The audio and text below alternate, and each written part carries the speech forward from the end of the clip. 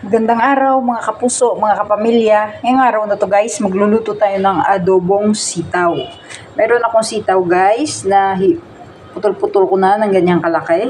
Tapos kailangan natin ng sibuyas, bawang, kamatis, light soy sauce, dark soy sauce, cooking oil, saka sugar. Ngayon guys, nagpainit na ako ng kawali. Tapos lalagyan na natin ng cooking oil. And, ganyan lang guys. Yung una nating ilalagay yung sibuyas. Ayan. Haluin natin. Kapag naamoy nyo na yung sibuyas, yung bango ng sibuyas, pwede nyo nang ilagay yung bawang. Ayan. Next, kamatis. Mabilis lang gawin to guys. At masarap ito guys. At malutong. Malutong yung ating pagkagawa nito. Kaya gayahin nito guys kung paano ko gawin yung adobong sitaw. Ayan. And next, lalagay na natin itong sitaw. Haluin lang natin.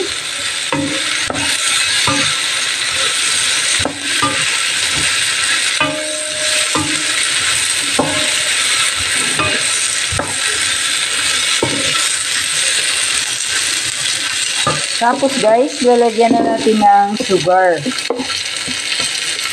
Sugar, 1 tablespoon. Mix natin.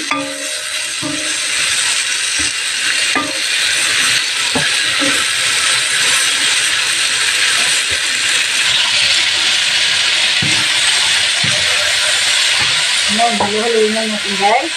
Tapos lalagyan na natin ito guys ng dark soy sauce.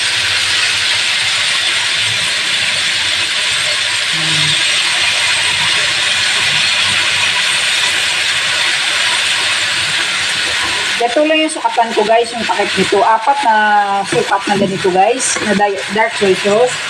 Tapos 4 rin yung light soy sauce.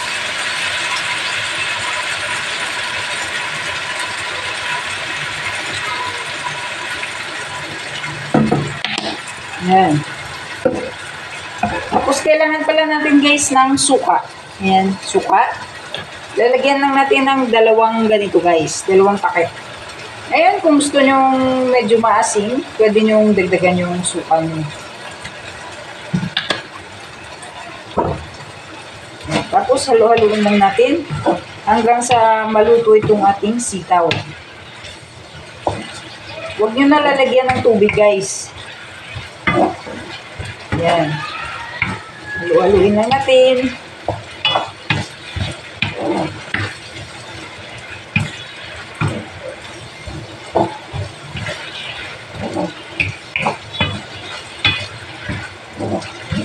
Ayan, tingnan nyo guys. Nag-iiba ng kulay yung sitaw natin.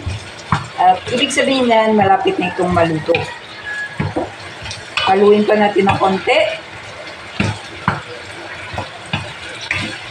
Huwag nating tigilang haluin guys hanggang sa maluto siya. Kailangan halu-haluin natin ng halu-halo. Ayan, ganyan lang guys.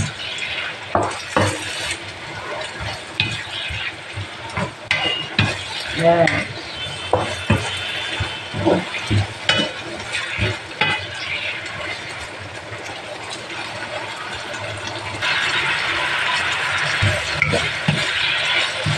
Ayan guys, oh. Tingnan nyo guys. Di ba na yung kulay ng ating sitaw? Ibig sabihin guys, luto na ito. Ngayon titikman natin guys. Tikman natin.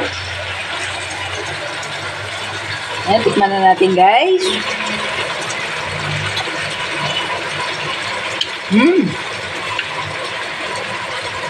Masarap guys at malutong. Ngayon, i-off na natin ito guys. Dahil luto na. Ayan. Ganyan lang ang pagluto ng adobong sitaw guys. Ayan. Try nyo rin yan guys. At para matikman nyo yung lutong. Thank you for watching. Bye-bye.